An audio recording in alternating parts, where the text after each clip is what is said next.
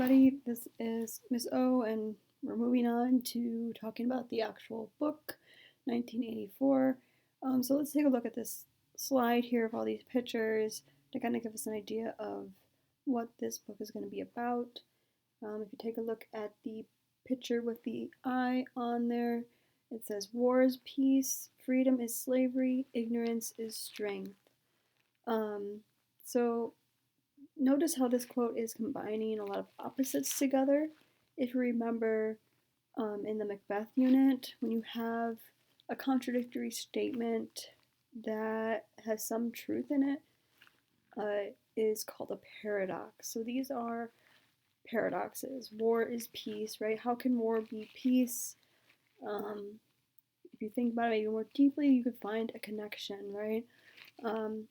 So we have these paradoxical statements here helping us introduce this novel. So we have some maybe things that we're going to be reading about that seem contradictory, maybe projected by the government that's in this book, and again makes us think about those situations.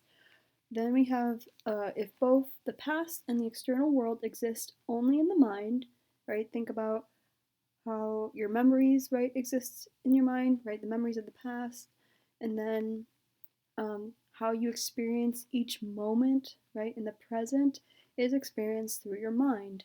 So if that's the case, and if the mind itself is controllable, what then? So if your mind is controlled by another person or something else, then your memories and your experiences day to day aren't really yours, right? They're someone else's. So what then? What is your purpose then?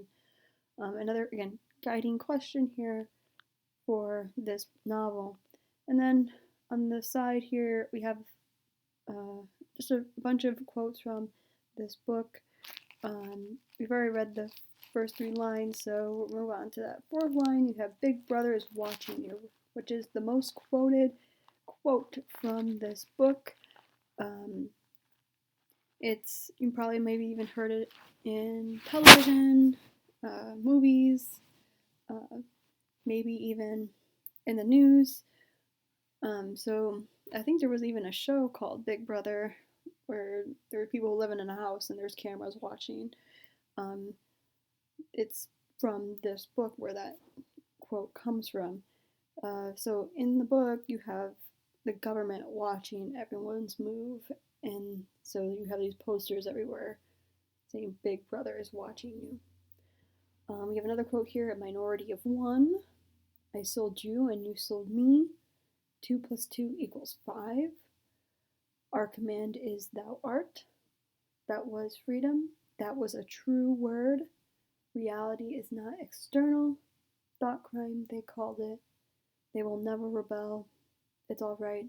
Everything's all right. The struggle is finished." So just some quotes out there to kind of give us a feel for what this novel is going to be about. So this novel was published in 1949, but it takes place in 30 years in the future, in 1984, and presents an imaginary future where a totalitarian state controls every aspect of life, even people's thoughts.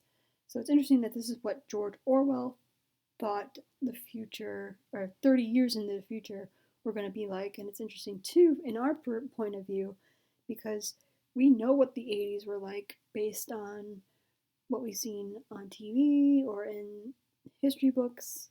So we already know kind of how things play out. So it's interesting to see how George Orwell envisioned this future. The government in this book is called Oceania, and it's ruled by a group known as the Party. Its leader and dictator is known as Big Brother.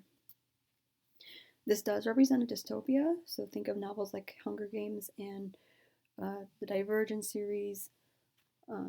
This is a dystopia, a society where there is great suffering or injustice due to a tyrannical government or a post-apocalyptic world.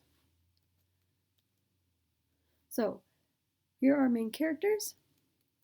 Our primary main character is Winston Smith. a minor member of the ruling party in London. He is a thin, frail, introspective, academic kind of guy. He's also accepting of his position, and he's 39 years old. He hates his repressive government and secretly dreams of revolution. Then we have Julia, Winston's girlfriend. She's pretty, dark-haired, and she works for the fiction department at the Ministry of Truth in Oceania's government. She enjoys passionate affairs, so there are going to be love scenes in this book, just an FYI. And she is pragmatic and optimistic, wants to rebel against the party for pleasure instead of reason. So whereas Winston's motivated by the thought that, hey, this government, what they're doing is wrong, right? So that's why we need to rebel. Julia is thinking more, I always want to rebel because it could be fun. So O'Brien here is our next character. He's a mysterious, powerful, sophisticated member of the Inner Party. Winston believes that he is a member of the Brotherhood, the legendary anti-party group of rebels. And then we have Big Brother, this unseen, possibly non-existent ruler of Oceania. So even though his poster is everywhere, with the saying "Big Brother is watching you," you don't actually really see him in the book physically. And all this, in his presence everywhere on coins, broadcast, telescreens, it all haunts Winston, and it angers and fascinates him. Then we have some other minor major characters here. Mr. Charrington, he's an old second-hand storekeeper in the Pearl District. He's kind and encouraging, appears to share Winston's interest in the past and in rebellion, especially since he rents Winston a room for his affair with Julia. We have Sim, a very smart, outgoing co-worker of Winston, and he specializes in language. He seems like this guy who's too smart to be under the control of the party in Oceania, and maybe that's not a good thing. And then we have Parsons, who's a fat, obnoxious, dull party member and Winston's co-worker and neighbor. He has a doll wife and suspicious, ill-mannered kids who are in this program called Junior Spies. Then we have Emmanuel Goldstein, another unseen influence in the book. He's supposed to be the legendary leader of the Brotherhood, and supposedly he was a disenfranchised party leader, right? Fell out of favor with the party and created his own group of rebels, and he's considered the most dangerous, treacherous man in Oceania. And since he's unseen, it's really questionable whether or not he really exists, just like how Big Brother is never physically present in the book. There again poses the question, does he really exist, and what does that even mean then if these characters don't really exist but they are there? So that's something to keep in mind when you're reading. Which leads us to then the major themes. So we got totalitarianism, government ruled by a strict dictatorship, which Oceania represents, that kind of strips away individual rights and freedoms from its people. Again, think Nazi Germany, think of the Soviet Union, and fascist Italy. So that's the type of government Oceania is. Propaganda, media, advertising, government ideas, and what they want people to believe. So Oceania being this totalitarian government, trying to control what people do and think, all right, are going to use media, right, different forms of media to get people to believe what they want to believe in. So think again of Nazi Germany. Nazi Germany used a lot of propaganda to make people believe what they were doing was right, and to kind of buy into this idea that Germany is great, right, and blonde hair, blue eye people are great. So similar things are going to happen in this book. Love and sexuality is also a theme, because love in this story, so people are married for practical reasons, not necessarily for personal reasons, right, to procreate, continue the human race, versus love for the sake of love, right, for personal enjoyment. So we have that idea being brought up in this book. Then we have independence and identity, right? The value of being your own person versus being imposed to conform to what everyone else is doing, right? If you have a government controlling everybody and what they're thinking and what they're doing, it's really hard to be your own individual. Then we have the theme of music here too, finding inspiration, hope, freedom from the emotions of music. So there'll be moments where our main character Winston is listening to music, or just happens to hear it, and he finds meaning in it. So we have the impact of music here. Then we have loyalty.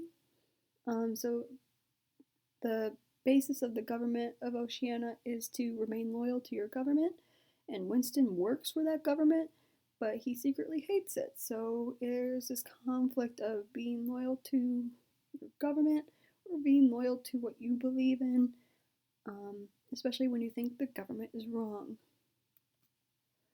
Then we have the basic poverty versus wealth theme, right? Rich versus poor, how the rich get richer and the poor get poorer type of deal. Then we have the theme of technology, and technology in this book is only used to control the people. It's not used for scientific progress or things like that. It's only used to manipulate others. So George Orwell then shows the dangers of that manipulating power of technology. And then lastly, we have the theme of language and the power of words, both culturally and politically, right? One of the reasons why propaganda is so successful is usually the power of words in those media messages. Also in the book, we find out that Oceania has taken away the original language of its people, and so they speak a whole different language than what their ancestors or what they spoke in the past. So they took away this culturally connected element of their identity, their language. So it's another factor of how language can be used in such a powerful way. Right, so that wraps up our themes for 1984 and wraps up our introduction to the book.